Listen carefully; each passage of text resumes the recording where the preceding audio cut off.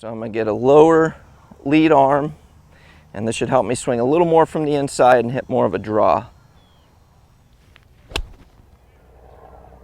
And the ball's drawing, so I'm going to throw that TrackMan data up there for you to digest.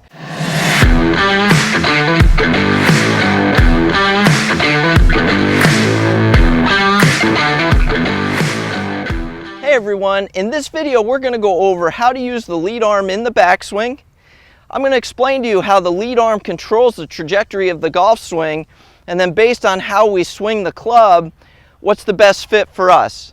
So smash that like button, subscribe to my YouTube channel, thank me if this video helped you improve the quality of your golf game, contribute to the ongoing success of my YouTube channel, and comment.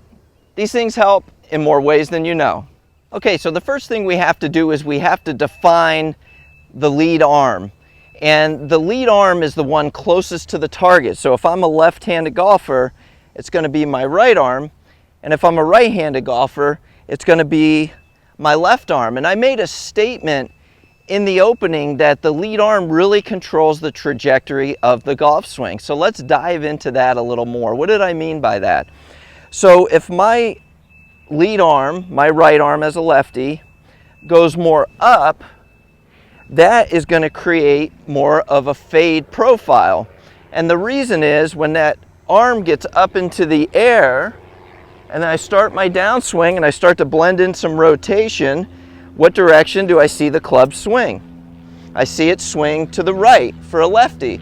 Well, if I go ping pong paddle, ping pong ball, if I go this way across the ping pong ball, what am I going to see? I'm going to see more of a fade or a slice profile. And so in my golf schools, what I call that is I call that a Ferris wheel backswing, because think about a Ferris wheel goes this way, and I'll share with you the next one in just a moment. So that would be more of the arm straight up into the air. And so the other way I could take that lead arm back is I could take it more across my body.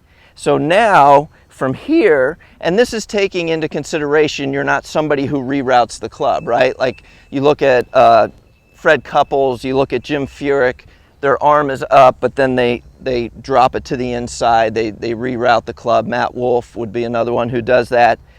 And same thing with people who have the club low, they can still reroute. So this is taken into consideration. You're somebody who pretty much matches up your downswing to your backswing. And I always say at my golf schools that if you're not somebody who naturally reroutes the club, which we come across those golfers occasionally, but if you're not somebody who naturally reroutes the club, I don't teach you. And that's just my humble opinion, that you don't teach somebody to reroute the club who doesn't do it naturally. So the majority of the students that I teach, the way the club goes back, they're going to pretty much match up, you know, relatively closely in bringing it down. And we're not going to see this huge reroute. So back to the other one is when I get the arm more low and across my body, this gives me the opportunity, again, if I don't reroute, to swing out more. So that's going to be ping pong paddle, ping pong ball, me going more this way across the golf ball, which should stimulate or create some draw or some hook. So back to my Ferris wheel. So the lead arm up into the air, that's the Ferris wheel. Well, the lead arm across is going to be more of a merry-go-round. And people who come and take lessons with me fall into one of two categories. They either need more merry-go-round or they need more Ferris wheel. And how do I know the difference?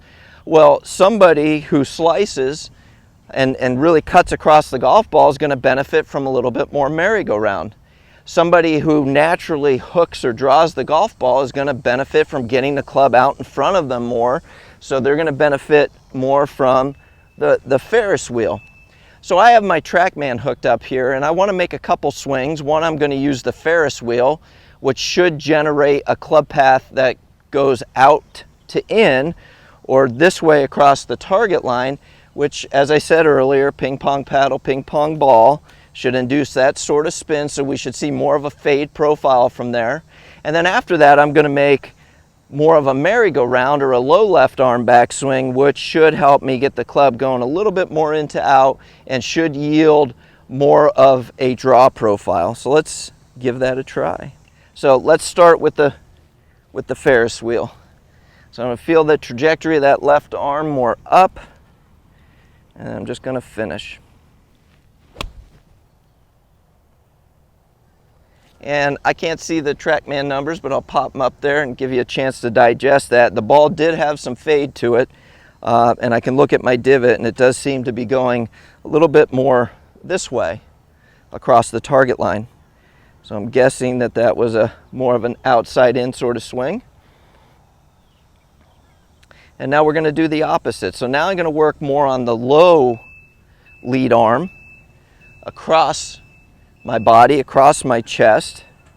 And this should help me to swing a little bit more out. Again, I'm not somebody who really reroutes the club. My backswing and downswing match up pretty much. And that's what I find. I mean, I might see a slight over or a slight under, but most people match up their backswing and their downswing. I don't really see huge rerouting of the club on my lesson tee.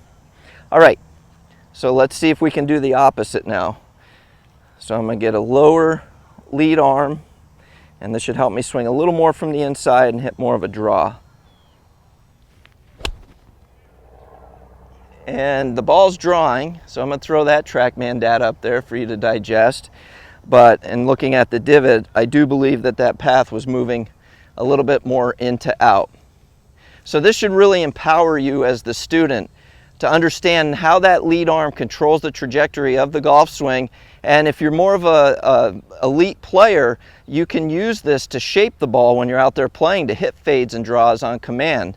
But for a lot of you, if you struggle with one, hey, I always hook the golf ball, more Ferris wheel. Hey, I always slice the golf ball, more merry-go-round. Self-discover, experiment, self-discover, it'll help you. So now you know how to use the lead arm in the backswing. You're empowered to know if you should be more of a Ferris wheel or more of a merry-go-round, and how that lead arm really controls the trajectory of your golf swing. And if you're an elite player, use that to start shaping the golf ball. So I have 2 more videos up here right now that I promise will continue to help you improve your game. Remember, please like, subscribe to my YouTube channel, thank me, and comment.